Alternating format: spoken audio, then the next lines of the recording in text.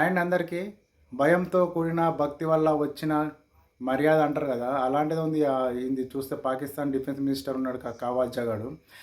వాడు ఇప్పుడు ఆపరేషన్ సింధూర్ జరిగి ఆల్మోస్ట్ 1 ఇయర్ అవుతుంది. ఇదే నెలలో జరిగిందని మనం ఇంతకుముందు వీడియోలు చెప్పినాం కదా. వాడు మళ్ళీ ఇప్పుడు ఏం చెప్తున్నాడంటే, మా మీద భారత్ ఎలాంటి చర్య అయినా డైరెక్ట్ కోల్కతాని అటాక్ చేస్తాం, మా సంగతి ఏందో చూపిస్తాం, మా సత్తా ఏందో చూపిస్తాం అంటున్నాడు. అంటే మన ఏబీసీలు రానుండి నేను పిహెచ్డీ చేసిన అన్నట్టు మాట్లాడుతున్నాడు వాడు.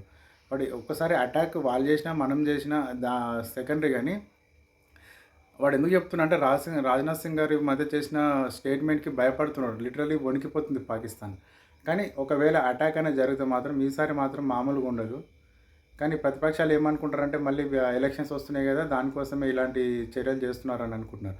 కానీ అది కాదు నిజం. నిజంగా పాకిస్తాన్ ప్రిపేర్ అవుతుంది ఇండియా మీద ఏదో విధంగా అటాక్ చేయడానికి. ఎందుకంటే అక్కడ ఇన్ఫ్లేషన్ పెరిగిపోయింది, ద్రవ్యోల్బణం పెరిగిపోయింది, అక్కడ ఉన్న ప్రజలు ప్రభుత్వమే తిరుగుబాటు చేయడానికి రెడీ ఉన్నారు. సో అవన్నీ తప్పించుకోనికి ఇలాంటి స్టేట్మెంట్ చేసి ఒక ఇండియాని ఉద్దర మాటలు చెప్పి ఇండియా పైన ఏదోటి పబ్బం గడుపుకుందామని చూస్తున్నారు. సో ఇండియా లేకపోతే పాకిస్తాన్ జీరో అని ఇంతకుముందు చెప్పినాం.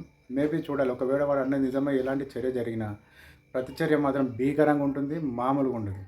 జై హింద్, జై భారత్, భారత్ మాతాకి జై.